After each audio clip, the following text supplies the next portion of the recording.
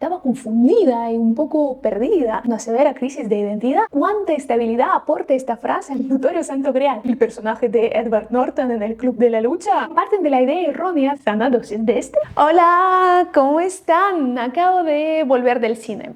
Estaba viendo La fiebre de Petrov, una película del director ruso Kirill Serebrennikov. Me impresionó su cinematografía, su loca estructura postmoderna y la turbulencia psicológica que estaba experimentando con sus giros en la trama. Y bueno, primero unas palabras sobre este director para entender qué tipo de artista es él. Su lenguaje artístico y cómo estaba repensando los conceptos religiosos y políticos molestaron tanto a la Iglesia como al gobierno ruso. Por ejemplo, en una de sus películas más famosas, El aprendiz, el protagonista es un joven que se convierte en un fanático religioso que habla con sus compañeros y maestros con citas de la Biblia, torturando intelectualmente a su maestra atea.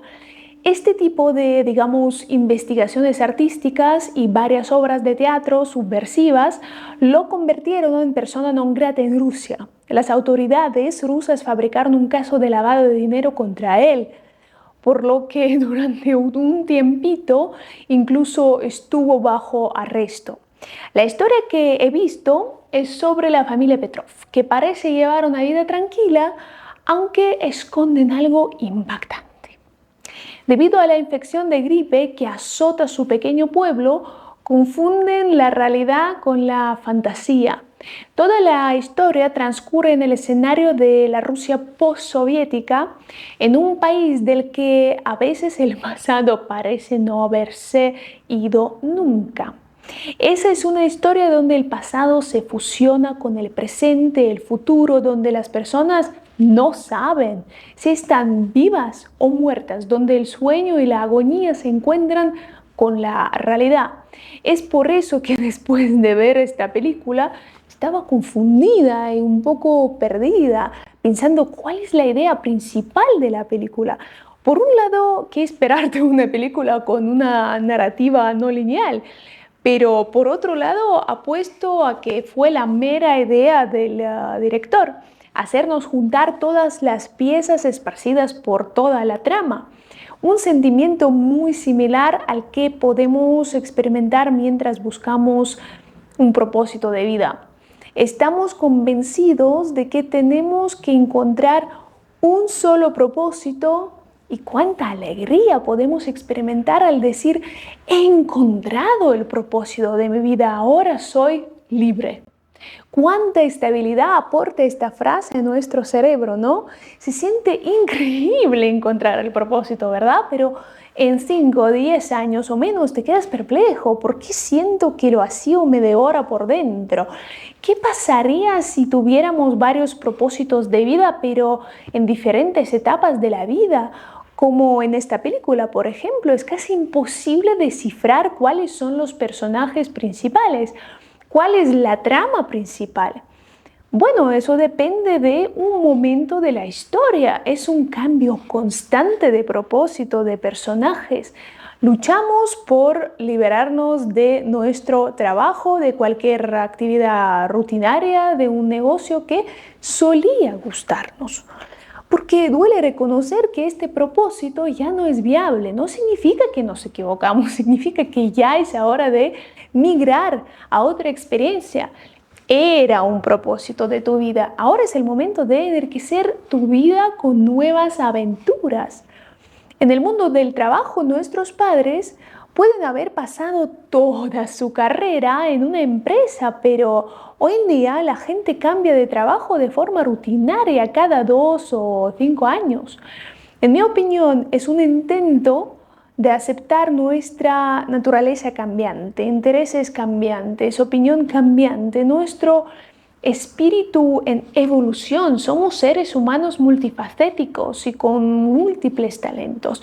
Incluso el notorio santo grial no tiene una forma material única. Todavía dudamos si es una copa, un plato, una piedra o si todas las suposiciones son correctas. Coincido aquí con el concepto del Santo Grial que tenían en la época de caballeros aventureros.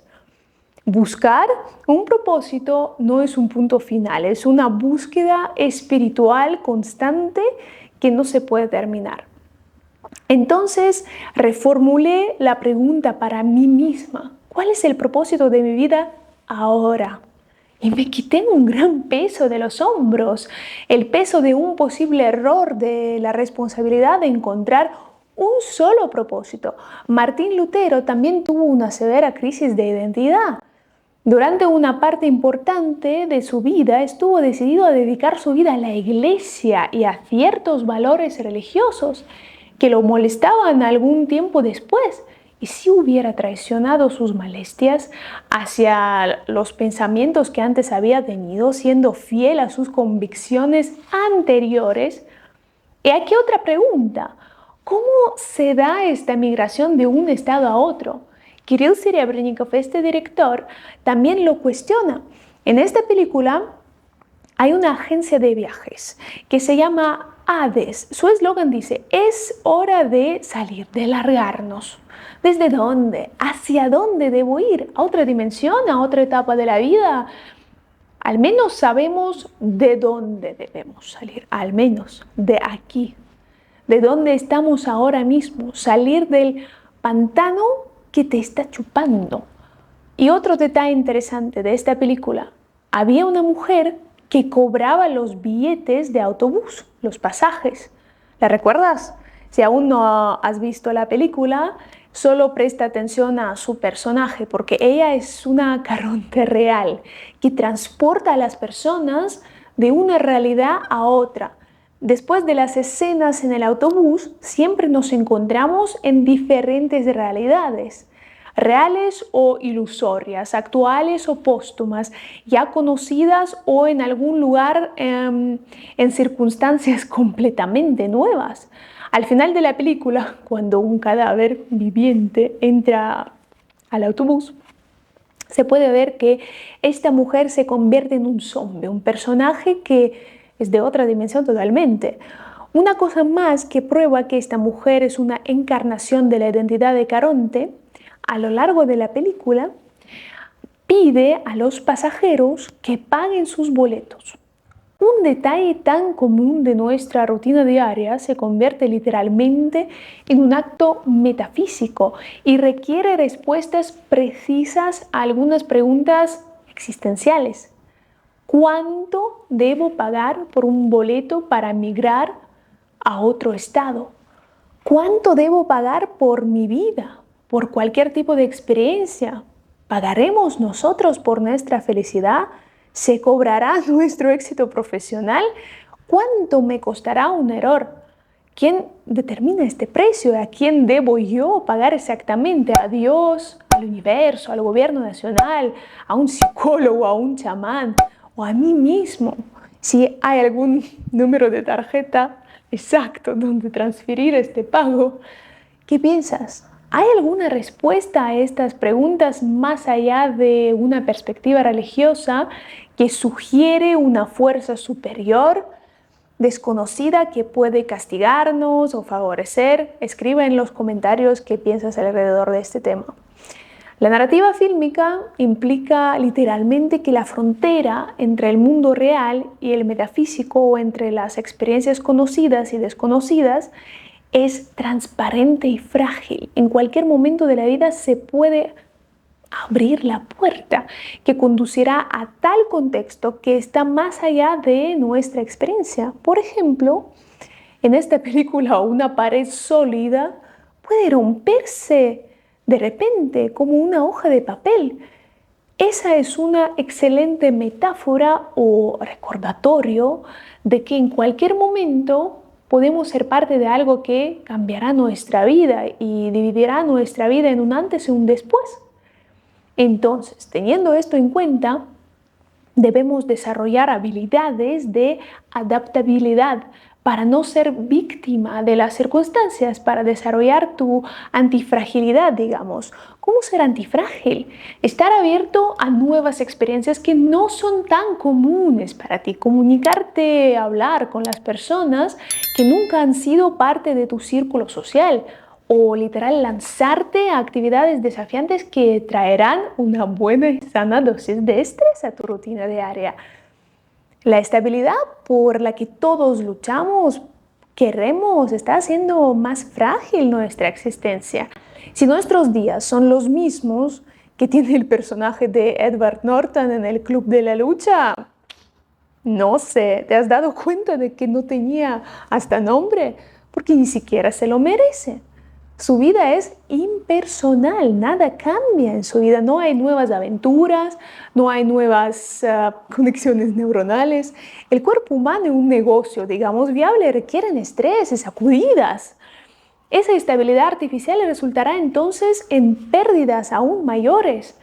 Las tensiones, los golpes, las pruebas, la capacidad de cambio, ¿no? Son útiles para los organismos y sistemas vivos. La excesiva regularidad y la falta de pruebas nos ablanda y debilita. Un ejemplo común es la rutina de nutrición. Las guías de alimentación, ¿qué hacen? Calculan cuidadosamente la cantidad de calorías, así como proteínas, grasas, carbohidratos que una persona debe consumir de manera diaria. Pero parten de la idea errónea de que nos beneficiamos de una dieta monótona y debemos ceñirnos siempre a la misma norma. De hecho, el ayuno intermitente, por ejemplo, aporta beneficios al organismo, el estrés, un poquito de estrés sano. El periodo único de nuestra vida que abunda en aventuras, descubrimientos y un estrés saludable, digo, ¿no? Es la infancia. Prefiero tomarlo prestarlo para mi estilo de vida adulto.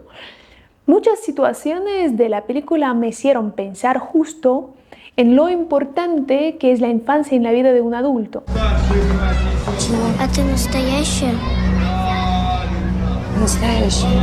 ¿Y es real? Siempre aparece en la película esta pregunta de este niño dirigida a Papá Noel. Es la primera duda de un pequeño hombre en cuanto al contexto en el que literalmente fue colocado, no lo eligió. El niño comienza a preguntarse qué es verdad y qué no. El despertar del mecanismo de la duda, qué es útil en la vida adulta, pero que desaparece a medida de que nos hacemos adultos. Durante la vida desaparece la percepción incondicional de la realidad. El niño no conoce las reglas, no conoce la dicotomía del bien y el mal, el blanco y el negro. Ve a sus padres desnudos y no siente ningún tipo de confusión. Eso nos sorprende a nosotros porque la desnudez es algo prohibido. Algo de lo que no se puede hablar, en realidad es algo natural, que siempre se oculta. La desnudez no era considerada por este niño como algo prohibido, sino como algo normal. Tomaría también prestado tal estado puro de la infancia que está libre de la determinación social, de lo prohibido y lo positivo para deshacerme de las relaciones causales falsas. Niño como tabula rasa, ¿no? Esa es una pregunta para debatir, pero en general estoy de acuerdo con eso. Entonces, hay muchas creencias acechando en nuestras cabezas que conducen a una trampa psicológica, me parece. Un ejemplo muy primitivo, pero aún real, que para ganar mucho dinero necesitamos trabajar duro. ¿Pero quién dijo eso? Que eso es cierto. Atrás quedaron aquellos días en en que las personas deberían hacer seguido la guía del sacerdote o producir, los mismos bienes o usar la ropa según su estatus social. Sin embargo, el cerebro humano todavía está muy predispuesto a todo tipo de conceptos y convicciones y prefiere vivir de acuerdo a una trama bien elaborada dentro de dicotomías ya establecidas y limitantes. Vivir de acuerdo con tus propios pensamientos es mucho más estresante y complicado, pero más entretenido. La desnudez, digamos, significa libertad, no es algo prohibido, pues no sé. Elige lo que significa para ti. Cada persona tiene una percepción distinta de los hechos y conceptos. Es tan simple, ¿verdad? Pero muchas veces se olvida. Los conflictos interculturales, interétnicos o interreligiosos surgen justamente por eso, por una interpretación completamente diferente de lo que está pasando. Samuel Huntington habla de esto en su libro. Si te interesa profundizar un poco más, el libro se llama El choque de civilizaciones. En la película la cámara cambia a menudo de ángulo y de repente estamos viendo la vida a través de los ojos de un niño. Es sorprendente cómo durante una pelea entre los padres o entre su madre y la doncella de nieve, el niño no se da cuenta de esto en absoluto. Dibuja copos de nieve en la ventana, tiene sus propios pensamientos. También en la vida adulta, los choques interpersonales en la familia o entre compañeros, etc., se dan a partir de que se trata de demostrar lo importante que es percibir la situación o actuar de determinada manera, ceñirse a un punto específico de vista. Si yo fuera tú, ¿qué sentiría? Un ejercicio de empatía sencillo, pero muy útil, me parece. Entonces, así me pareció esta película. Un cambio constante entre estados, dimensiones, personas que me hicieron pensar en nuestro destino multifacético y antifragilidad, cuestionar por enésima vez quién tiene el poder supremo, quién es Caronte en nuestra vida y quién será. Y bueno, pagamos por nuestro bienestar, por ejemplo, o no, y pensé sobre diferentes ángulos de percepción, tanto desde un punto de vista físico y metafísico también. Y bueno, escribe en los comentarios si has visto ya esta película o después de vídeo te interesaría verlo y hasta luego.